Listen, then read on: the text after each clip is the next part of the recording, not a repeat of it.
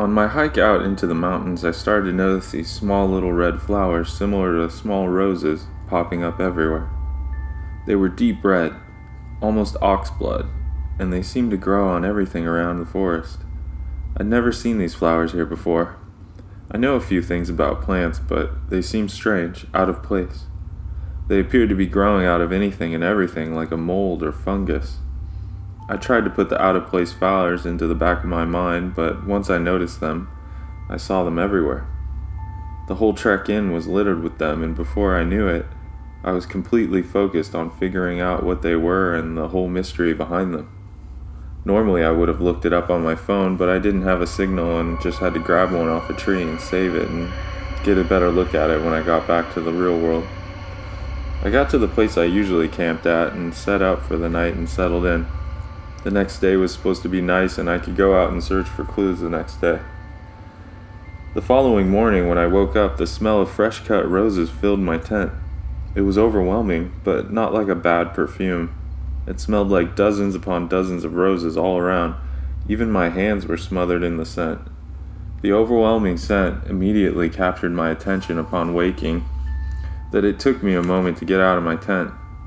When I did get out, I saw that the curious little red flowers I had noticed the day before were completely blanketing the ground around my tent.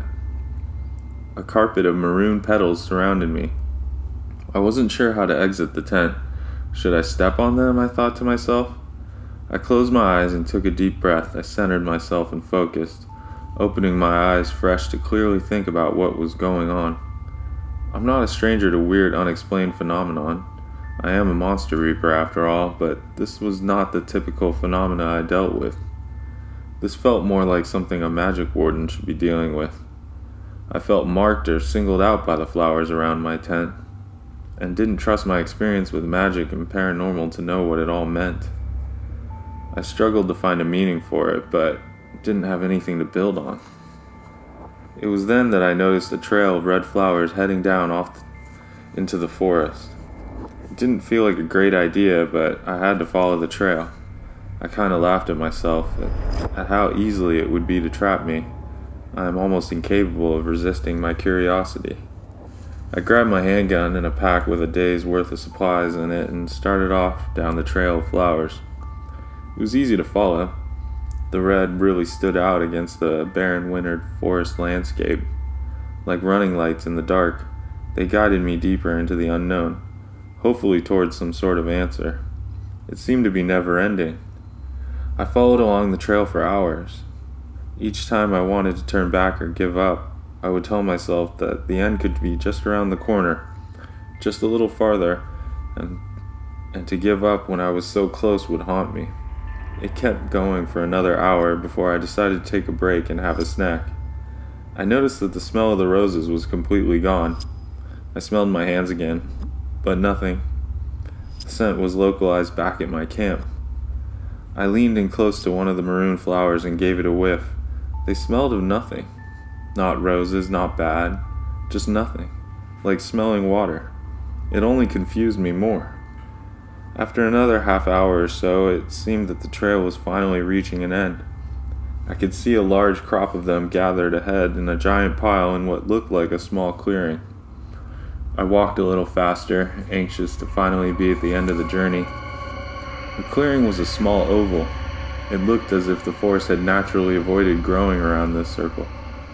The trail of flowers trickled into the clearing and then formed a spiral culminating in a fountain of flowers growing on top of themselves in the center. I looked around and listened for anything, but it was silent. Nothing but the wind gently blowing through the treetops. I just stared at the spiral for a minute before walking along it towards the center. When I got to the fountain of flowers at the center, I could see that they weren't growing on top of themselves.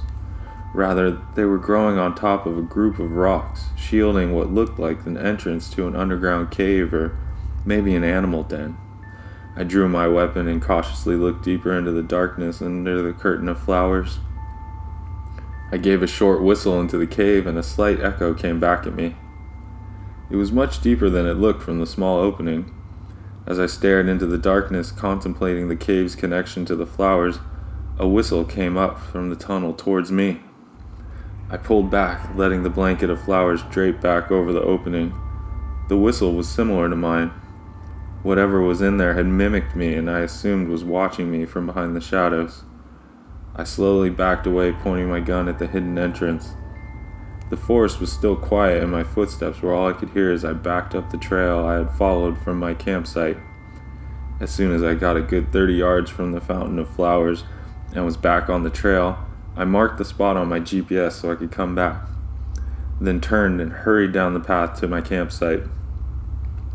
When I got back to my tent, all the stuff I had set up was now gone, leaving nothing but a circle pad of red flowers where I had slept the night before.